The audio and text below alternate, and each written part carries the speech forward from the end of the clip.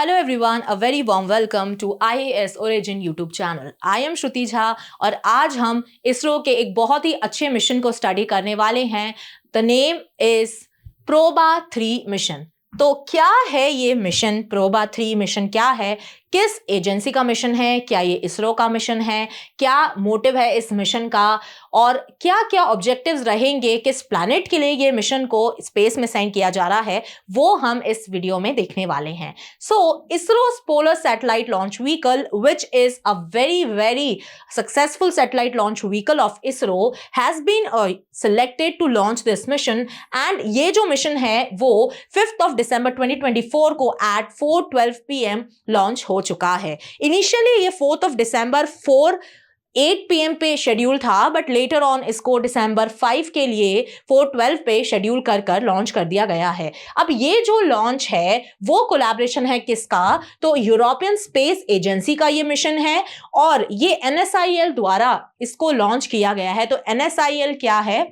New space India limited. NSIL जो है वो इसरो की कमर्शियल आर्म है. इसरो के पास सैटेलाइट के जो भी सेंड करने के, लॉन्च करने के प्रोजेक्ट्स आते हैं वो लेकर आना और सारे बिजनेसेस को लॉन्च करना कि भाई किससे हमारा यहाँ पर इशू हुआ है, कि कौन सी ऐसी कंट्री है जो स्पेस में लॉन्च करना चाहती है और इसरो के व्हीकल को यूज़ करना चाहती है. तो ये जो कमर्शियल बिजनेस एक क्रिएटेड है, आपको पता है कि जो स्पेस का बिजनेस है वो अब बहुत ही बड़े दर्जे पर प्रैक्टिस होने लगा है और बहुत सारे ऐसे प्राइवेट प्लेयर्स भी आ गए हैं. ठीक है, अब इसरो क्योंकि एक गवर्नमेंट एजेंसी है तो ये एक कमर्शियल आर्म जो इसरो की क्रिएटेड है वो ये सारे प्रोजेक्ट्स को हैंडल करती है कि कोई भी अगर प्राइवेट प्लेयर या कोई भी आउटर गवर्नमेंट की एजेंसी या कोई भी कंट्री चाहती है कि भाई उनकी सैटेलाइट हम स्पेस में लॉन्च करें, तो ये सारा जो काम है वो NSIL द्वारा किया जाता है.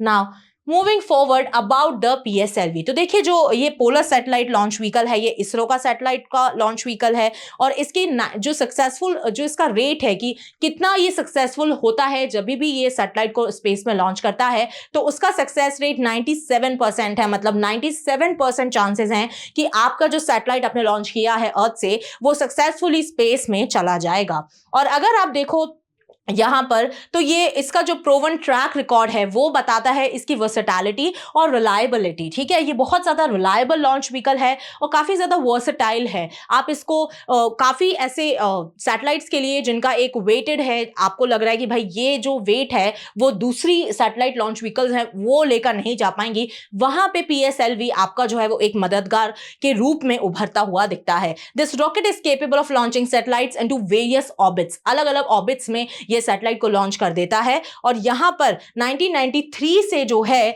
यहां पे इसकी जो फर्स्ट फ्लाइट है वो स्टार्ट हुई थी. तो 1993 से ये अभी तक ऑपरेशन में बना हुआ है. Now coming to the Proba 3 mission overview. तो ये जो मिशन है वो ESA का मिशन है. अब आपके माइंड में क्वेश्चन आएगा कि भाई क्या यूरोपियन स्पेस एजेंसी के पास अपना कोई व्हीकल नहीं है? तो उनके पास व्हीकल है.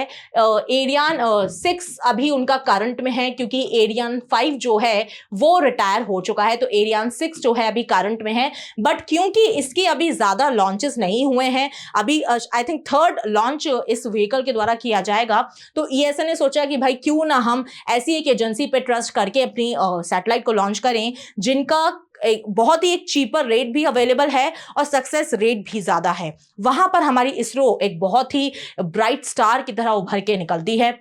अब इस मिशन में अगर हम टेक्निकलिटी की तरफ जाएं तो देखिए इस मिशन में 2 सैटेलाइट जाने वाली हैं और ये एक प्रिसिशन फॉर्मेशन के रूप में जिस तरीके से सैटेलाइट का फॉर्मेशन किया जा रहा है, तो फर्स्ट मिशन ऐसा है जो ये प्रिसिशन फॉर्मेशन स्पेस में करने वाला है. अब कौन सी 2 सैटेलाइट्स इन्वॉल्व हैं? तो एक है ऑकल्टर और एक है कोरोनाग्राफ, जिसमें जो कोरोनाग्राफ है वो एक टेलीस्कोप है और ऑकल्टर एक डिस्क की तरह होता है. ठीक है, अब भाई अगर बात करें किस प्लैनेट को ये मिशन टारगेट करेगा, तो सन का जो आउटर एटमॉस्फेयर होता है which is well known as the corona, तो कोरोना को ये मिशन स्टडी करने वाला है और वहां पर एक आर्टिफिशियल सोलर एस्केप क्रिएट किया जाएगा इन 2 सैटेलाइट्स के थ्रू, जहां पर एक सैटेलाइट जो है वो सन की रेस को ऑब्स्ट्रक्ट करेगा और दूसरी जो सैटेलाइट है उस तक जब वो रेस आएंगी तो वो उसको स्टडी करेगा और देखेगा कि भाई क्या जो है वो वहां का टेम्परेचर रहता है, क्या वेरिएशंस होते हैं सन के लाइट में, क्योंकि आपको पता है कि सन में भी हमको काफी इनर फील्ड की अगर हम बात करें तो हम वहां तक नहीं जा सकते क्योंकि हॉटेस्ट प्लैनेट है और उतनी दूर तक भी पॉसिबल नहीं है कि हम किसी भी सैटेलाइट को वहां तक भेजें। बट कोरोना की स्टडी पॉसिबल है और कोरोना की स्टडी हो भी रही है काफी सैटेलाइट्स के थ्रू, तो वहां पर ये मिशन जो है वो इसको टारगेट कर रहा है। The mission aims to deploy 2 satellites into a special elliptical orbit. और यहां पर आप देखो कि भाई सैटेलाइट का वेट कितना है, तो दोनों सैटेलाइट्स का वेट मिला के आपको 550 kg देखने को मिलता है। Now coming to the scientific objectives. तो यहां पे अगर हम साइंटिफिक ऑब्जेक्टिव्स की बात करें तो मैंने आपको बताया कि यहां पे जो सोलर का कोरोना है, मतलब सन का जो आउटर एटमॉस्फेयर है कोरोना, उसको स्टडी करने की बात हो रही है। और the solar corona is the outermost layer of the sun's atmosphere, ठीक है, सबसे बाहरी जो एक सतह होती है उसको आप कोरोना बोलते हो। So it is known for its extreme temperature and dynamic behaviour. काफी लॉन्गर टर्म के लिए आपको देखने को मिलता है कि day by day, time by time ये जो बिहेवियर है वो चेंज होता रहता है वहां पे।